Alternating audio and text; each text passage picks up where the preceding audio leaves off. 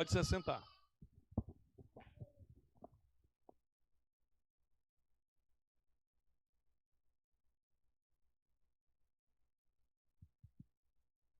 Amém, meus irmãos. Boa noite a todos. Boa noite a todos. Graças e paz da parte do nosso Senhor Jesus.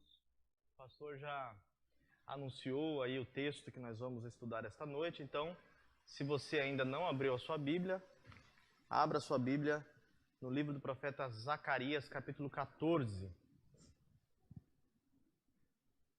Este é o último capítulo do livro do profeta Zacarias. Nós avançamos bastante, graças a Deus, superamos aí, as dificuldades deste livro importantíssimo do Antigo Testamento, e também um livro extremamente difícil, mas Deus foi bondoso conosco nesses meses que se passaram em que nós nos debruçamos sobre essa passagem, essas passagens bíblicas, e agora estamos no último capítulo.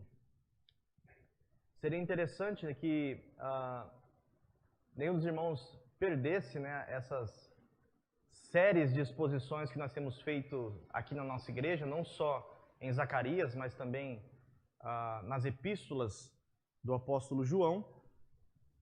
Mas de qualquer forma, se os irmãos quiserem consultar esses sermões, os sermões anteriores, os irmãos podem ir no YouTube.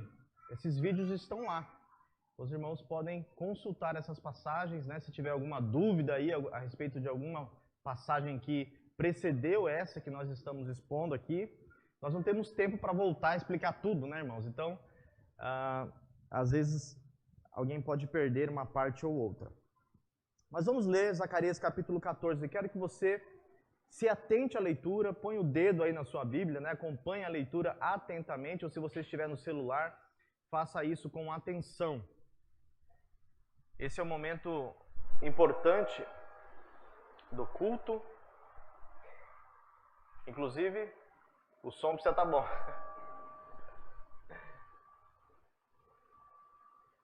Amém. Som. Testando som, teste. Deixa fletado, Natan, aí depois você vai mexendo. Som, teste. Som, testando, teste. Testando. Vamos ler o texto, irmãos? O versículo 1 diz assim: Eis que vem o dia do Senhor, em que teus despojos se repartirão no meio de ti, porque eu ajuntarei todas as nações para a peleja contra Jerusalém, e a cidade será tomada, e as casas serão saqueadas, e as mulheres forçadas, e metade da cidade sairá para o cativeiro, mas o restante do povo não será extirpado da cidade. E o Senhor sairá e pelejará contra essas nações, como pelejou, sim, no dia da batalha. E naquele dia estarão os seus pés sobre o Monte das Oliveiras, que está de frente de Jerusalém, para o oriente. E o Monte das Oliveiras será fendido pelo meio, para o oriente e para o ocidente.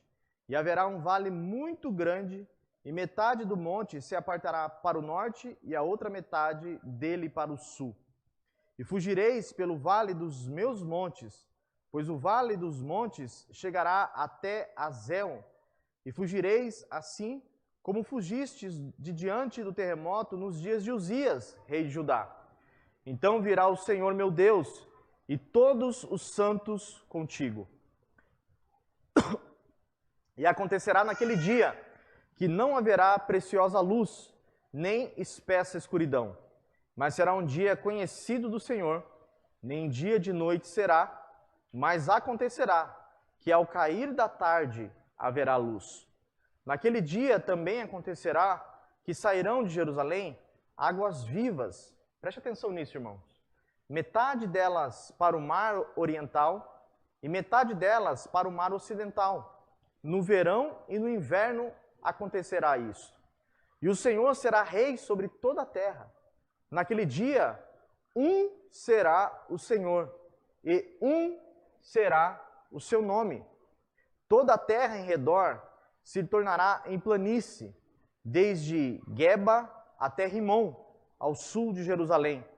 E ela, Jerusalém, será exaltada e habitada no seu lugar, desde a porta de Benjamim até o lugar da primeira porta, até a porta da esquina, e desde a torre de Hananeel até os lagares do rei. E habitarão nela, e não haverá mais destruição, porque Jerusalém habitará segura. Senhor, nós vamos estudar a sua palavra, meu Deus, e pedimos que o Senhor esteja conosco nesta noite. O Senhor é o nosso professor, é o nosso pastor, é o nosso mestre. Usa teu servo, tenha compaixão, Senhor, do teu servo, e fala aos nossos corações pela verdade contida nesta passagem. Só a leitura desse texto já edifica os nossos corações, Senhor. Mas esteja conosco no momento que vamos estudá-lo. Dá-nos iluminação para compreendê-lo e aplicá-lo nas nossas vidas. É assim que oramos em nome de Jesus. Amém. Meus irmãos, como tenho dito, nós chegamos então no último capítulo do livro do profeta Zacarias. E até o presente momento, até esse presente capítulo, nós temos visto coisas maravilhosas, preciosíssimas para a nossa vida cristã e para a edificação na nossa relação com o Senhor.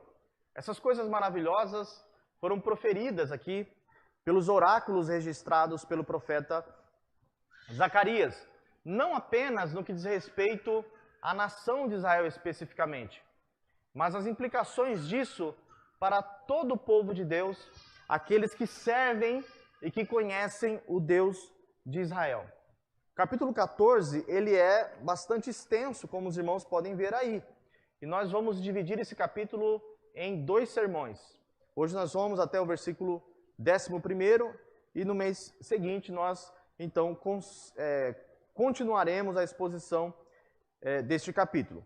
E nesse primeiro sermão aqui, nesta noite, nós vamos relembrar aqui uma promessa que já foi feita pelo profeta Zacarias em outras passagens. Os irmãos vão lembrar, por exemplo, quando eu preguei aqui sobre o retorno do rei humilde, quando Zacarias profetiza sobre o retorno de um rei que vem montado em um jumentinho, né, e surpreende os israelitas no que diz respeito à sua expectativa e à restauração da nação de Israel. E essas promessas aqui serão novamente expostas pelo profeta, mas agora tomando novas nuances, né? As profecias normalmente, ou a revelação de maneira geral, ela é progressiva e conforme ela é dada por Deus, novos elementos, novas informações são acrescidas, são adicionadas de maneira adjacente àquilo que já foi ensinado, trazendo mais conteúdo, trazendo mais substância e trazendo mais verdades para a compreensão e edificação do povo de Deus. Então, nós veremos nessa noite como Deus, ele intervém. Atente-se para isso, aqui está a ideia exegética da passagem, né?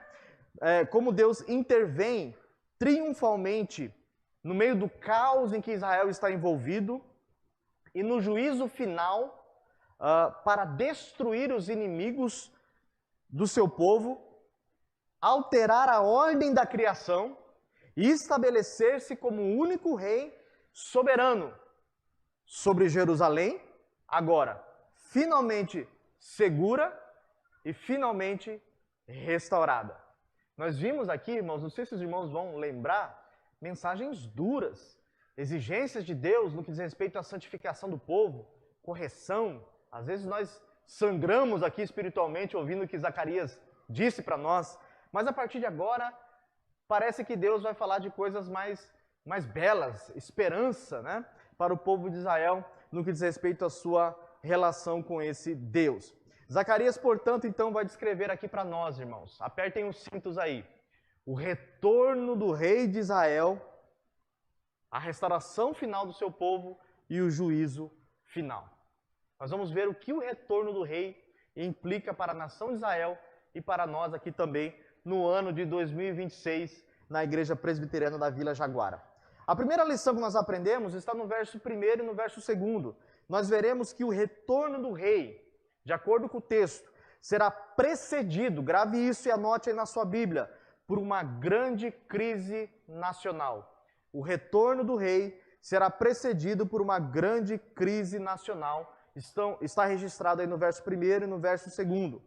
Olha aí para a sua Bíblia no verso 1º, meus irmãos, quando Zacarias inicia com uma descrição bastante triste envolvendo aí a nação de Israel. Apesar da mensagem ser uma mensagem de esperança, ela se inicia com um contexto bastante triste. Mas antes de dar novamente a mensagem, ou de iniciar a sua mensagem, ele retoma a ideia que ele já trouxe em outros oráculos, quando ele profere aí a palavrinha, ou a sentença, naquele dia, né, ou um dia, ou dia do Senhor.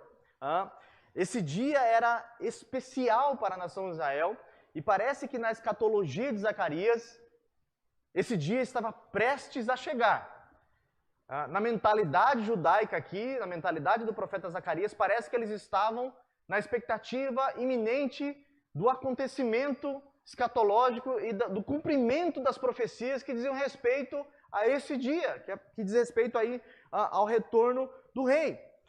Esse dia, como eu tenho ensinado para os irmãos aqui, não é algo que aparece apenas na teologia ou na mensagem do profeta Zacarias, mas todo o Antigo Testamento, se os irmãos lerem, por exemplo, o livro de Isaías, Ezequiel, o livro do profeta Joel, todos eles falam do dia do Senhor, ou de um momento chamado de dia, em que o Senhor então voltará para restaurar e para cumprir todas as promessas feitas ao povo de Israel, especialmente aos patriarcas, Abraão, Isaque e Jacó. Até mesmo Jesus falou sobre esse dia, nos mostrando como o profeta ou a profecia de Zacarias possuía então umas camadas de cumprimento, que não é aqui o assunto do nosso sermão, mas nós veremos aí diluído no texto. Ora, a profecia está se referindo ao período em que Zacarias está escrevendo, preste atenção nisso. Ora, a eventos guardados e reservados para o fim da era presente.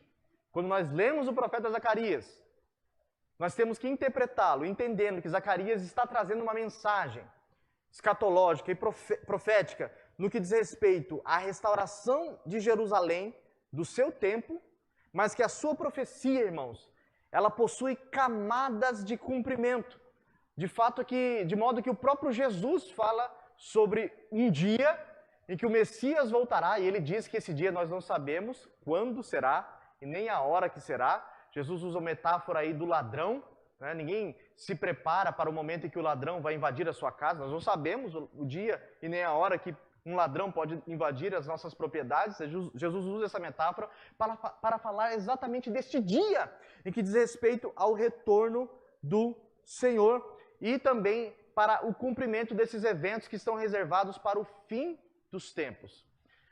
Há muito a se dizer sobre isso, a respeito da nossa expectativa para o cumprimento dessas profecias. Todos nós aqui devemos viver em função desse dia, né? E pode ser hoje, o retorno do rei.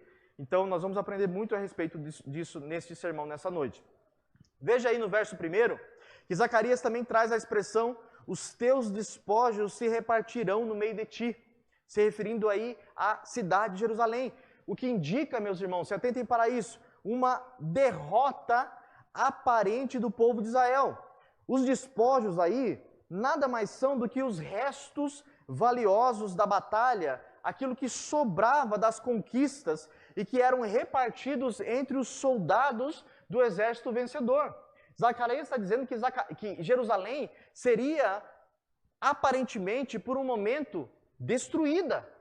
Os seus despojos, aquilo que ia sobrar da destruição de Jerusalém, seria repartida entre os seus adversários, entre o exército inimigo. E essa destruição, ou essa descrição da derrota, é explicada aí no verso seguinte, o verso 2, que diz que o Senhor, olha que coisa interessante, é o Senhor quem ajuntaria as nações contra Jerusalém. Irmãos, que coisa curiosa aqui. O Senhor é quem ajuntaria as nações contra Jerusalém. E aqui nós já devemos nos perguntar de maneira curiosa, por que Deus está fazendo isso com Jerusalém? Deus, então, olha aqui para minha gravata. Deus está restaurando Jerusalém, Deus está enviando profetas para animar o povo, para reedificar o templo e a cidade. Eles estão na iminência do retorno do Messias. E Deus, então, aqui nessa passagem diz que ajuntaria todos os inimigos de Israel para pelejar contra a nação. Isso soa um pouco agridoce, um pouco ambíguo na leitura do texto. Ora, Deus quer que o povo seja restaurado ou Deus quer que o povo seja destruído? A passagem diz claramente aqui que os despojos da cidade seriam repartidos entre os seus inimigos.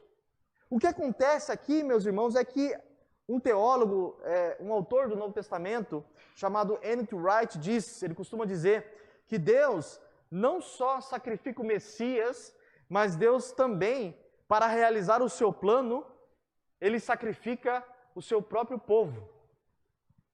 Deus, para realizar o seu plano, ele sacrifica também o seu povo.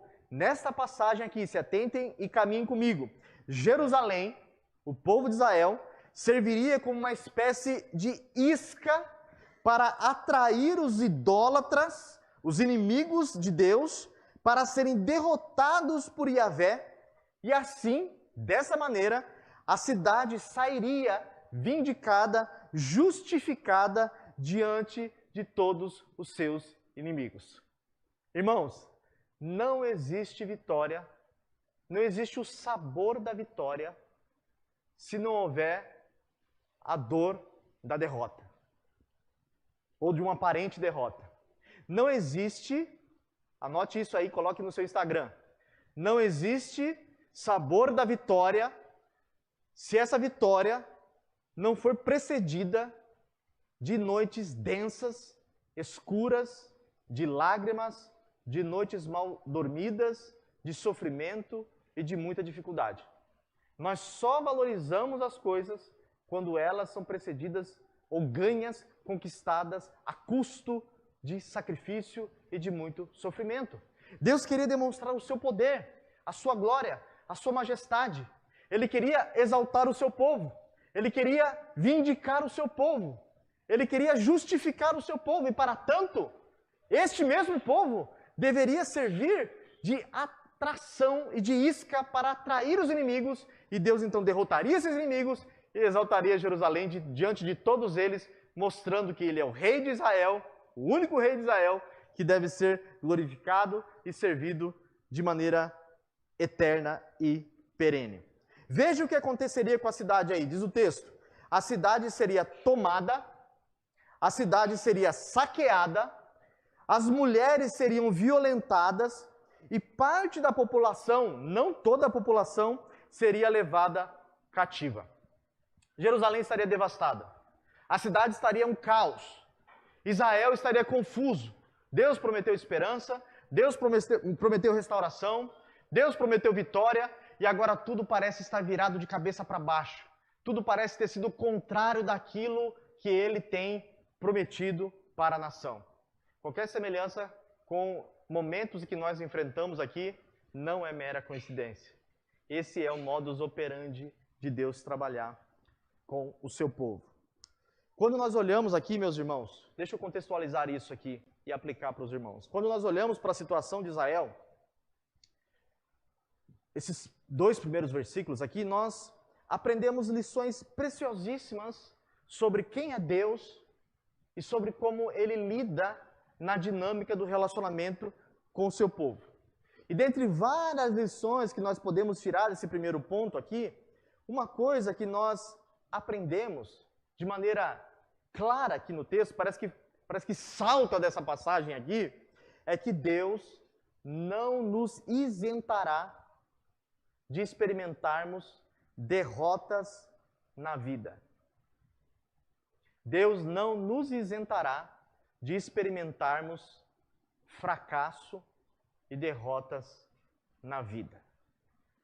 Há um evangelicalismo, um pseudo-evangelicalismo aí, que está pregando que os crentes não enfrentarão dificuldades, os crentes passarão sempre por momentos bons, nunca enfrentarão enfermidades, né? Se tem doença é porque não tem fé ou coisa do tipo. Não é isso que o texto está ensinando. Na verdade, não é isso que a Bíblia ensina. Deus nunca nos privou de passar por momentos difíceis. Jerusalém aqui, irmãos, era a cidade de Deus, que Ele ama, a menina dos seus olhos, eleita e preciosa, mas foi Ele mesmo, de acordo com o texto, ou eu estou errado? Foi Ele mesmo aqui quem colocou Jerusalém em maus lençóis. Ele que chamou as nações para se levantar contra Jerusalém, contra a cidade e contra o povo de Israel. Obviamente aqui, se valendo dos pecados particulares de cada judeuzinho que estava ali no meio. Mas o texto diz que foi Deus que levantou os inimigos para colocar a cidade em crise. Paulo vai dizer no Novo Testamento, meus irmãos, que nós, cristãos, eu e você, nós somos entregues à morte todos os dias. Todos os dias nós somos reputados como ovelhas que estão indo em direção ao matadouro, a termos as nossas lãs arrancadas. Você consegue imaginar o que é isso? Deus não é sempre aquele pai super protetor. Assim como os pais legítimos, às vezes, vocês que são pais sabem muito bem disso. Às vezes você deixa o seu filho tomar um tombo. Às vezes você deixa o seu filho colocar o dedo na tomada, já que ele não obedece, você põe o dedo então para você tomar um choque, para você aprender a ser obediente. Deus é um pai justo e bom, que às vezes nos permite tropeçar. Sentir, irmãos, o gosto amargo do fracasso, o gosto amargo da derrota. Porque assim nós aprendemos muitas lições. Eu poderia pregar um sermão só sobre isso aqui. Lições de humildade, lições de dependência, lições de buscarmos em Deus sabedoria, de como agir aqui e ali, de como entrar e sair, de como falar as coisas certas na hora certa. Momentos difíceis existem não para nos derrotar de maneira final. Crises existem para mostrar, eu não sei se você acredita nisso, mas crises existem para mostrar o poder do Deus a quem você serve. Jesus, caminhando certa vez com seus discípulos, encontrou um cego na beira do caminho. E aquela teologia medíocre de muitos deles fizeram eles perguntarem: Senhor, quem pecou para que esse homem nascesse assim? Ele mesmo ou seus pais? E Jesus então responde: ninguém pecou. Ele veio assim a este mundo para que nele se manifestasse a glória de Deus. Talvez Deus te colocou nessa enrascada que você está vivendo aí. Você está cercado pelos seus inimigos, doente, desempregado, com problemas no seu casamento, com problemas na vida financeira, com problemas emocionais, crises de ansiedade, depressão. Eu não sei. Problemas na família, com seus filhos, com seu esposo, problemas no trabalho, desemprego. Você está cercado como Jerusalém? E você se lembra das preciosas promessas que Deus fez na Bíblia? Eis que estou convosco todos os dias até a consumação do século. E você conjuga essas promessas tão belas, tão coloridas, com sua vida acinzentada e fala: onde estão essas promessas? Ei, o texto está dizendo que Deus colocou você aí. Certa vez existiu um homem santo, que tinha um famoso espinho na carne, e que orou 3 vezes, em lágrimas, dizendo: Senhor, tira de mim esse negócio. E ele diz, a saber, um mensageiro de Satanás que vinha e me esbofeteava, que maltratava ele. Tira de mim, Senhor. E o Senhor respondeu: claro. E fez aquela cirurgia nele, não é isso? Não, pegadinha. O Senhor disse: a minha graça te basta, porque o meu poder se aperfeiçoa na sua fraqueza. E ele então diz: de maneira que eu vou me gloriar nas minhas fraquezas, Eu vou me gloriar quando eu ver os meus inimigos ao meu redor, porque eu sei que maior é aquele que está comigo do que aquele que está do outro lado, do que aquele que está no mundo. Talvez, meus irmãos, uma das piores sensações que existam seja de experimentar a derrota. Seja no casamento, seja na carreira, ou até mesmo no ministério. Tem até uma música, um hino do nosso cenário que diz a esperança que falhou. Né? Como dói? Você olhar para trás e falar, não deu certo. E você dizer, eu tentei. Não é verdade? Quando você tem o seu filho que se afastou da igreja, você diz assim, eu tentei. Ou, como eu disse, a crise no casamento, e você diz, eu tentei, eu dei o meu melhor. Ou no seu trabalho, você deu o seu melhor, você serviu o Senhor lá e deu tudo errado. É um gosto amargo. É algo que não dá para descrever. Esse gosto realmente fica no coração, nos lábios. E o que nós devemos fazer diante disso? Diante dessa passagem, nós aprendemos que nós devemos confiar que mesmo quando tudo parece escuro ao nosso redor, Deus está governando a sua vida, mesmo diante do amargor da derrota. Mesmo quando a areia se esvai das suas mãos, Deus está assentado num trono. Não existe nada neste mundo, irmãos. Nada, seja bom ou ruim, que seja fora do controle desse Deus. Jeremias, capítulo 29, 11, diz assim, bem sei os pensamentos que penso sobre vós, pensamentos de paz e não de mal, para vos dar uma esperança e um futuro. Uma vez eu ouvi um pregador dizer, e é verdade, não há mal que dure para sempre. Aguenta firme. Aguenta firme. Dá mais um passo. Carregue um pouco mais. Chore mais uma noite. Peça mais uma vez. Tenta mais uma vez. Grite mais uma vez se for preciso, na madrugada. Tente mais uma vez, porque ele virá. Um pouquinho de tempo, diz o profeta, né? Ele virá e não tardará. Ele vai trazer nas suas mãos a vitória que o povo de Deus espera. Ele vai, escute, irmãos, ele vai vindicar o seu povo. Ele vai inverter a história.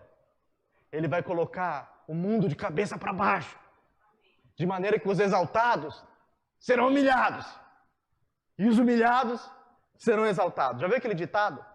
Quem ri por último, ri melhor. Então você está chorando agora, mas você vai dar risada e vai rir e vai dizer, o Senhor me ajudou. Você pode dizer amém? Amém. Em segundo lugar, irmãos, o retorno do rei, ele será um dia de grande libertação nacional. Isso vai do verso 3 ao verso 5. Vamos caminhar aí. O verso 3, o profeta passa então a descrever a resposta de Deus diante desse cerco de Jerusalém. O texto diz que o Senhor sairá e guerreará contra as nações inimigas de Israel.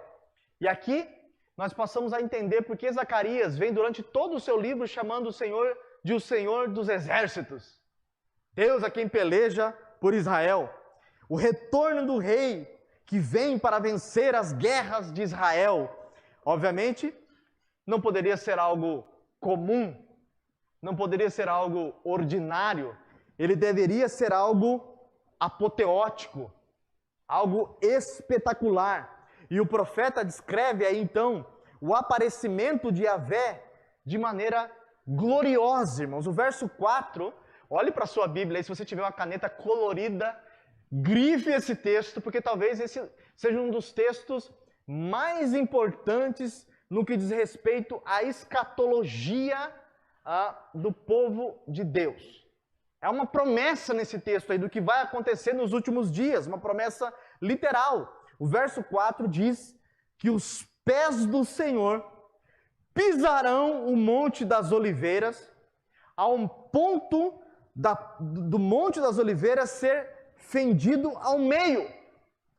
Uma fenda enorme surgirá, metade do monte irá para o oriente e metade do monte irá para o ocidente.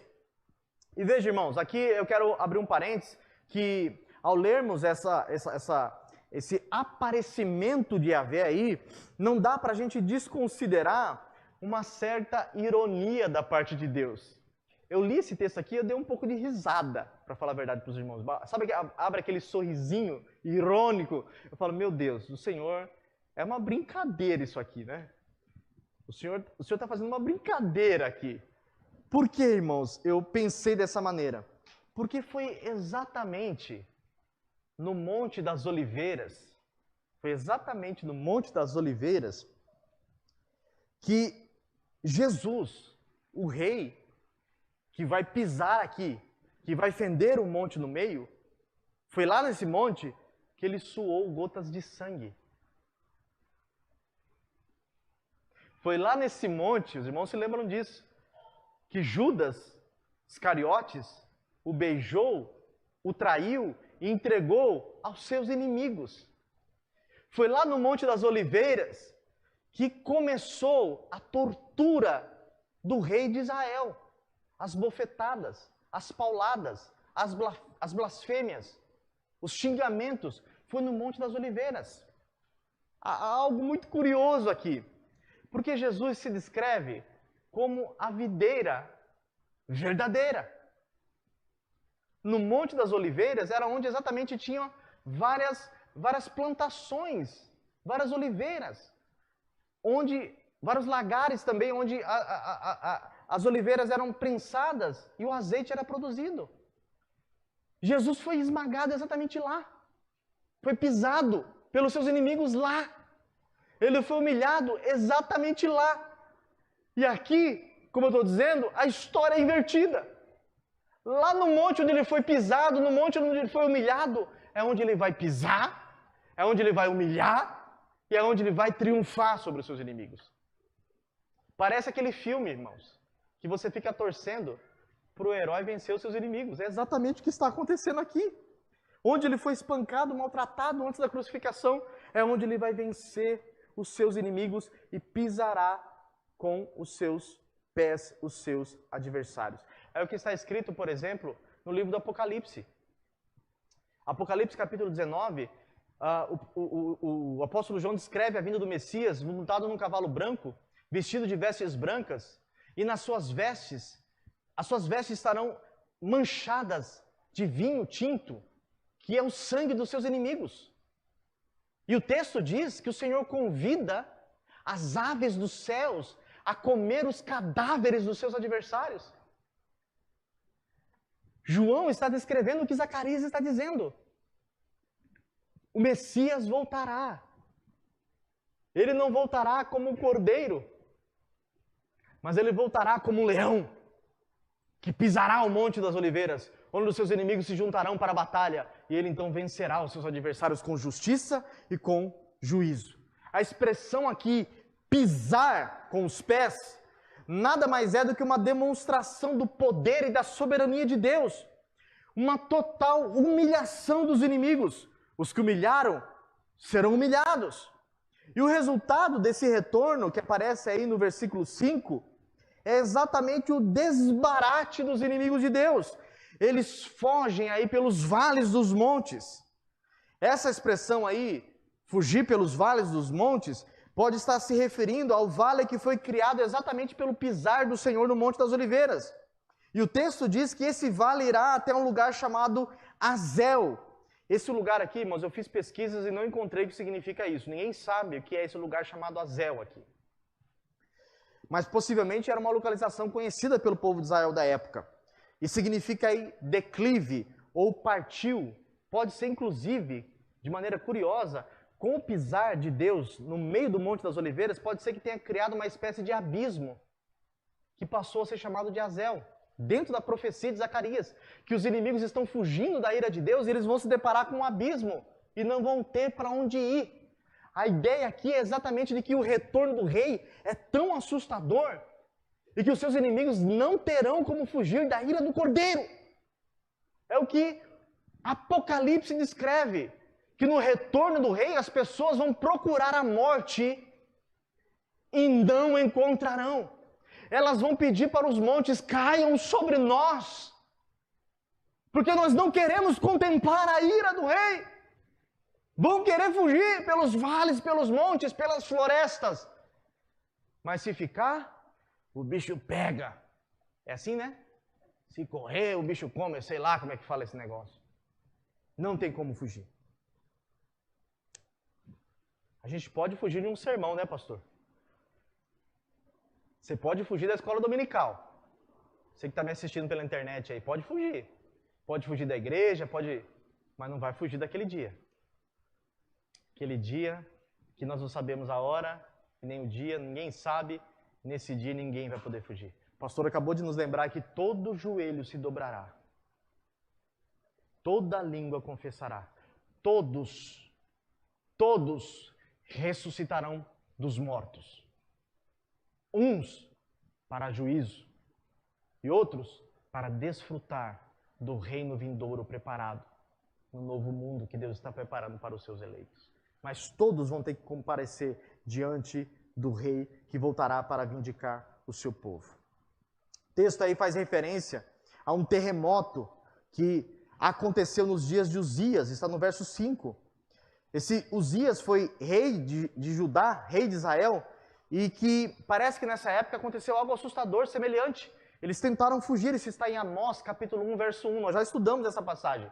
Houve um terremoto em Jerusalém, em que os judeus ímpios tentaram fugir da ira de Deus, mas não puderam fugir. E o versículo então termina com mais uma informação a respeito do retorno do rei. Ele virá, o pastor disse isso aqui também, ele virá com os seus santos. Ele virá com os seus santos. Santos aqui, irmãos, pode se referir aos anjos celestiais. Isso está em Mateus capítulo 25, verso 31, em que Jesus diz que ele voltará acompanhado das suas hostes celestiais. Irmãos, eu não sei você, mas conforme eu vou pregando a passagem, parece que eu já estou vendo a imagem aqui. Eu estou criando um cenário na minha cabeça. O retorno do rei e miríades de anjos enchendo os céus, vindo com o Messias. Jesus diz isso. Ou também, o texto pode estar se referindo a algo que Paulo fala especificamente atribuindo à igreja que irá receber o Senhor nos ares na sua vinda gloriosa. Isso está em Tessalonicenses, 1 Tessalonicenses capítulo 3 e capítulo 4. Paulo descreve que na ressurreição dos mortos, os mortos ressuscitam, os que estiverem vivos serão transformados, e o texto diz que nós seremos arrebatados e encontraremos com o Senhor nos ares. Alguns teólogos vão dizer que esse arrebatamento será secreto, outros dizem que não. Mas a bem da verdade é que todos nós, diz o texto, encontraremos com o Senhor nos ares. Alguns teólogos também vão dizer que estes que encontrarão o Senhor nos ares fugirão para o novo mundo, um mundo celestial, em que eles estarão nas nuvens, tocando harpas juntos com os anjos. Mas dentro da mentalidade judaica, a ideia não é bem essa. A ideia é que nós encontraremos ao Senhor nos ares, como disse o pastor aqui, e voltaremos como uma comitiva vitoriosa para triunfar sobre os inimigos do Messias e reinarmos com Ele para sempre nos novos céus e na nova terra, agora refeitos e reconstruídos pelo Senhor, conforme as profecias predizem aí. Que coisa gloriosa, irmãos. Que coisa maravilhosa. Quando eu olho para esse segundo bloco, deixa eu contextualizar aqui para a gente avançar. Eu fico observando que nós estamos vivendo uma época que nós podemos chamar do faça você mesmo. Nós somos ensinados a se virar, né? Você já deve ter ouvido frases assim: você tem potencial. Desperte o Deus, sei lá, a divindade, o dom que está dentro de você, ou coisa do tipo. Você tem capacidade, você é bom. Você pode superar obstáculos. Você pode superar a você mesmo. Você é capaz, acredite em você mesmo. Desperte aí a divindade que existe dentro de você. Inclusive, mensagens como essa estão em púlpitos evangélicos, né? Supere! Parece algo bonito, parece algo piedoso, mas a verdade é que nós não conseguimos resolver todas as coisas. É isso que o texto está dizendo aqui. Nós não conseguimos resolver todas as coisas. Nós precisamos de alguém. Eu não sei se os irmãos vão lembrar, mas uma vez houve nessas exposições de Zacarias uma introdução que eu trouxe a ideia de um recurso usado dentro do teatro ou do cinema, que eles chamam de Deus Ex Machina. Sabe aquele filme que você está assistindo, que tudo está dando errado? Fala, meu Deus, e agora? Agora não tem solução.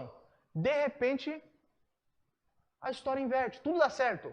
Aí você fala, isso é baboseira, isso é coisa de filme. Né? Como que pode o herói matar 100 pessoas? Quem assiste John Wick entende bem o que eu estou falando, né? Uma pessoa parece que mata a cidade inteira por causa de um cachorro. Isso não existe. É um recurso cinematográfico. Deus ex machina. Parece que Deus intervém na história e um milagre acontece. Irmãos, é o que nós estamos olhando aqui. Exatamente. O povo está desesperado. E agora para onde a gente vai? Pois ele vem, saltando sobre os montes, triunfante para socorrer o seu povo. O texto está nos ensinando. Nós não podemos resolver todas as coisas. Ei, talvez você não consiga resolver o problema do seu casamento. E está tudo bem. Você não vai conseguir, talvez, resolver o seu problema financeiro. Ei, você não é mágico. Escute isso aqui, irmãos. Você não é um super-herói. Você não é um super-homem. Lembra daquela cena que o Batman pergunta para o Superman? Você sangra? Nós sangramos. Nós choramos. Nós não conseguimos resolver tudo. Não dá para resolver tudo. Nós precisamos que Deus intervenha na nossa vida. Precisamos de alguém que venha de fora, um herói, que venha resolver os nossos problemas. E deixe-me trazer a notícia, a boa notícia para você, você tem esse herói. E Yahvé é esse herói. Ele vem para solucionar os seus problemas. Você precisa fazer o que Jesus e a Bíblia nos ensina. Depositar sobre ele todas as vossas ansiedades. Paulo diz, Jesus diz, Pedro diz, pegue a ansiedade de vocês, bata no liquidificador todos os seus problemas, todas as suas dificuldades, as suas preocupações, bata tudo no liquidificador da fé, da oração, e coloque no altar de Deus e diga, Deus, está aqui, eu não consigo resolver. Me ajuda! Seja honesto e sincero com Deus. E Ele virá para socorrer você. Porque a palavra dele nos promete isso. Essa é a verdade deste segundo bloco. Confie que Deus está cuidando de você e que assuma que você não pode todas as coisas. Israel não podia todas as coisas, eles precisavam do auxílio de Deus. O texto continua aí, dos versos 6 ao verso 11, último bloco, a gente vai para o final. O verso 6 cita mais uma vez a expressão naquele dia. Dessa vez aqui, irmãos, Zacarias diz que haverá trevas nesse dia. Essa linguagem aí de trevas no dia do Senhor é bastante comum na escatologia do Antigo Testamento. O verso 7, o verso seguinte, continua com a mesma ideia. No entanto, Zacarias diz que esse dia será um dia conhecido pelo Senhor. E olha que coisa curiosa. Ele diz, não será nem dia e nem noite. O que será, Zacarias? Não sei. Não vai ser nem dia e nem noite. Explique isso para mim. Não sei. É um meio-dia? É um crepúsculo? Não sei, mas ele diz que não vai ser nem dia nem noite. É uma coisa que nunca aconteceu na história da humanidade, porque ou você está de dia ou você está de noite. Alguém já viveu uma coisa mais ou menos aí, né? É igual dizer, a mulher está meio grávida. Ou está grávida ou não está. Né? Está meio morto. Ou morreu ou não morreu. Só em filme que existe zumbi, né? Apesar de alguns parecerem, mas é só em filme e ficção científica que existem zumbis. Então não tem meio termo, mas Zacarias diz que nesse dia não haverá nem dia nem noite. E de maneira curiosa, ele diz que ao cair da tarde, irmãos, atente para isso, a luz voltará a brilhar. Tudo está escuro, não vai ser nem dia nem noite. Que confusão é essa? Será um caos. Mas ao fim da tarde, a luz voltará a brilhar. Talvez Zacarias já esteja apontando aqui para a nova era, ô glória, para o Messias aparecendo e a nova era que já está irrompendo como o fluir de muitas águas invadindo essa criação corrupta e restaurando todas as coisas.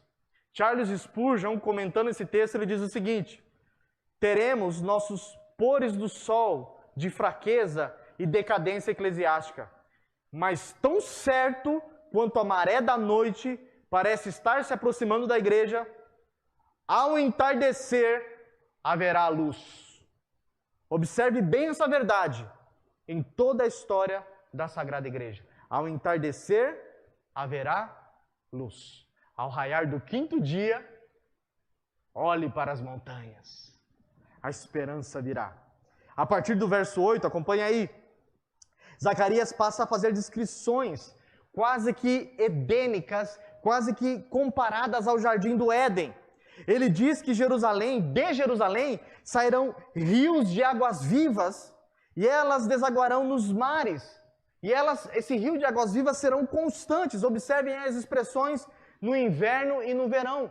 Parece que durante as estações que vão se passando, essas águas fluirão e não pararão de fluir de Jerusalém.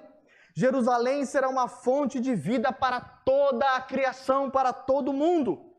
Agora, meus irmãos, olhem atentamente para o verso 9. Olhem atentamente para o verso 9. E o Senhor será rei sobre toda a terra. Oh, aleluia! O Senhor será rei sobre toda a terra. Ele não será rei somente em Israel. Ele não será rei somente em Jerusalém. Ele será rei em toda a terra. E Zacarias continua dizendo, naquele dia, um será o Senhor e um será o seu nome. Ele faz eco aqui de Deuteronômio capítulo 6. Ouve, ó Israel, o Senhor nosso Deus é um, ou o único Senhor. Ele traz a ideia que na nova criação aqui, o Senhor será o único Deus conhecido entre os homens. Todos os idólatras serão extirpados. Não haverá mais corrupção, não haverá mais idolatria, não haverá mais veneração a falsos deuses. Um só será o Senhor e somente o seu nome será conhecido, não somente em Israel, mas em toda a terra, em toda a nova criação.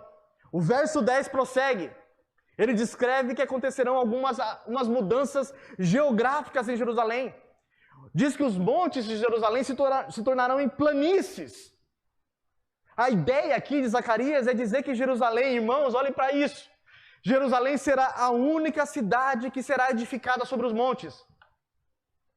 Todos os outros montes virarão planície. Só Jerusalém será elevada. Oh, meu Deus do céu. No mundo antigo, os montes eram onde habitavam os deuses. Por isso Davi diz assim, eleva os meus olhos para os montes. De onde virá o socorro? O socorro vem do Senhor dos Exércitos. Lembra da mitologia grega do Monte Olimpo? Era onde os deuses estavam lá no monte e eles se reuniam em assembleia para discutir sobre as questões dos homens. Eles olhavam para os montes e achavam que os deuses habitavam nos montes. É por isso que eles edificavam cidades nos montes. Porque eles acreditavam que quanto mais alta a cidade, mais próximo dos deuses eles estariam. Oh, meus irmãos, o que Deus faz aqui? Eu vou acabar com todos esses montes. Só Jerusalém será exaltada. Só Jerusalém será colocada no mais altos montes. A ideia aqui é que haverá apenas um lugar elevado, apenas uma habitação divina. Jerusalém, no templo, na casa do Senhor Yahvé. E por fim, meus irmãos, aí se prepara para chorar. E eu encerro aqui. O último versículo, verso 11. Uma preciosa promessa. uma tríplice promessa. Jerusalém, os judeus habitarão na cidade. Pense para um judeu que havia acabado de sair do exílio. Sem casa, sem moradia, sem terra, sem identidade. Agora eles voltariam a habitar em Jerusalém. Em segundo lugar, não haveria mais destruição, mais maldição. Em terceiro lugar, eles habitarão seguros. Eles não terão mais medo dos seus inimigos, porque eles não mais existirão. Vocês lembram de alguma coisa parecida no Novo Testamento? Não haverá mais fome, não haverá mais pestes, mais dor, mais enfermidades. Eu não sei você, mas a descrição que Zacarias faz aqui faz o meu coração bater diferente. Faz o meu coração saltar do peito. Eu não sei você, mas é nesse lugar aqui que eu quero estar. Meus irmãos, o mundo que nós vivemos é um mundo quebrado. O mundo em que nós vivemos é um mundo em que as pessoas não se entendem. Irmãos estão se mordendo. Casais estão se ferindo. Famílias estão se maltratando. Pais que abandonam filhos. Filhos que desonram os pais. O mundo está perdido em drogas, em vícios, em álcool, em imoralidade. As coisas estão de cabeça para baixo. Basta a gente olhar os noticiários e nós ficamos aterrorizados pela condição na qual o mundo está. As pessoas já não sabem mais quem elas são. Se são homem, se são mulher. Alguns se descrevem até como animais. Se bestializam. Eu não sei você,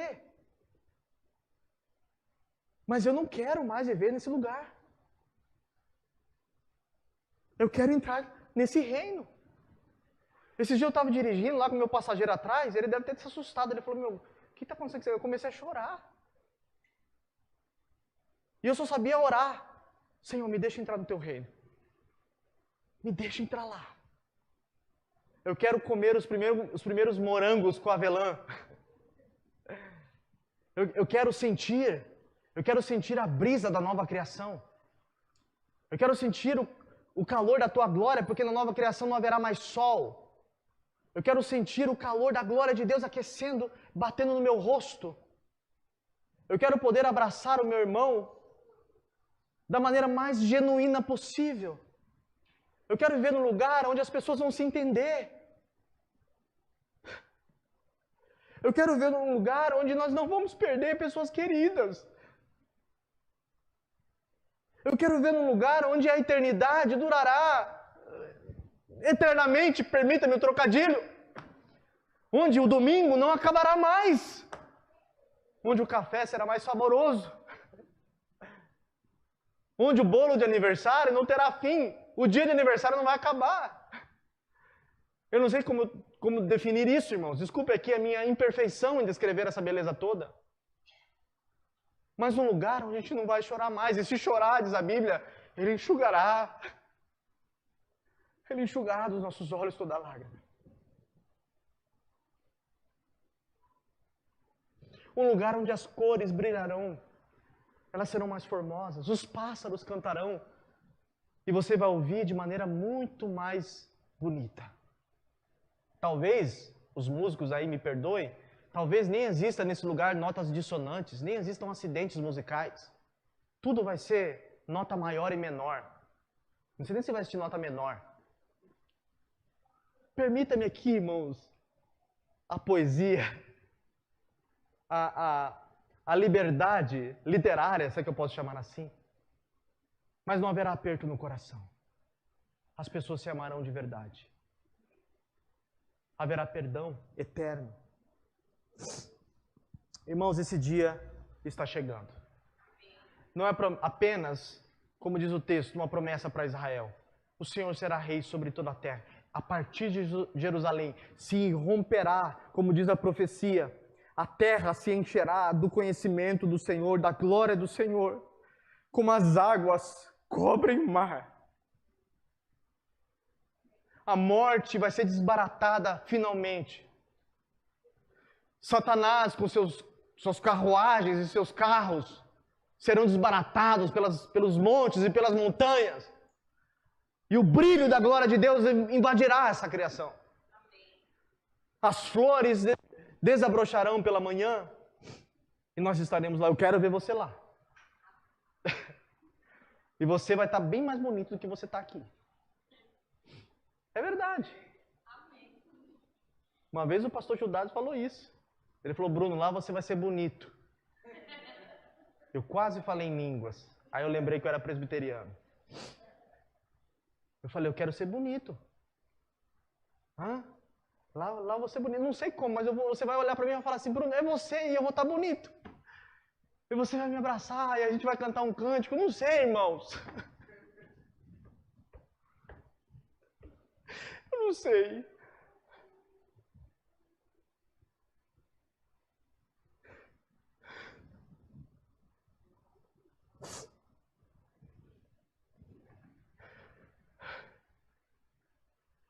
Mas a gente vai estar lá. Oh, glória. Será um dia maravilhoso. N.T. Wright diz o seguinte, o Deus Criador, ele tem a intenção de, no fim, refazer a criação, consertando tudo o que está errado. Tudo é tudo. Tudo que está errado. E ele vai encher o mundo com a sua presença. Esse é o fim, ou o alvo, a escatologia em direção a qual Deus está trabalhando. Como diz Tim Keller, se Jesus ressuscitou, alguma coisa está acontecendo, irmãos. Alguma coisa começou a acontecer. O sol da justiça brilhará. E nós viveremos numa nova era, numa nova criação. Você deseja esse dia? Eu brinco sempre, mas eu vou fazer hoje. Olhe para o seu irmão que está ao seu lado e pergunta para ele, você deseja esse dia? Deseja esse dia? Você está aguardando esse dia? Ou você está acostumado com esse mundo, com essa miséria toda? A Bíblia diz que aqueles que esperam Cristo só para essa vida, meus irmãos, são os mais miseráveis de todos os homens. Os puritanos diziam isso. Coloque os seus olhos na eternidade. Paulo diz isso. Pensemos, ocupemos a nossa mente com aquilo que é celestial, aquilo que é da eternidade. Não se perca com essas coisinhas medíocres. Eu sempre digo para os meus filhos, os meus jovens, né? Vocês são maiores do que isso. Vocês são de outro mundo. Vocês são de outra era. Vocês são de uma nova realidade, de uma nova criação, de uma nova expectativa. Nós vimos, portanto, meus irmãos, como o povo de Deus, ele passará por grandes dificuldades antes do retorno do rei. Se prepare por isso, derrotas, fracassos, sofrimento. Vimos também como este mesmo povo experimentará grande libertação antes do retorno do rei. Ele virá com justiça para socorrer você, para livrar você da aflição deste mundo. E, em terceiro lugar, o povo de Deus, no retorno do rei, vivenciará uma transformação, não só nacional, se referindo ao povo de Israel, mas uma transformação cósmica e final, que invadirá toda a criação, restaurando o povo de Deus e todo o cosmo para uma nova era. O apóstolo Paulo diz isso em Romanos 8, quando ele descreve a criação gemendo, aguardando a transformação dos filhos de Deus para entrarem nesse novo reino preparado para aqueles que amam o Senhor e todos aqueles que amam a sua vinda. Eu encerro dizendo o seguinte: Deus está fazendo coisas grandes e novas no meio do seu povo. Ele está às portas. eu posso ouvir os passos do Senhor. Pode ser hoje o retorno desse rei. Que Deus abençoe a sua vida e faça com que você permaneça fiel até este grande dia. Deus abençoe, irmãos.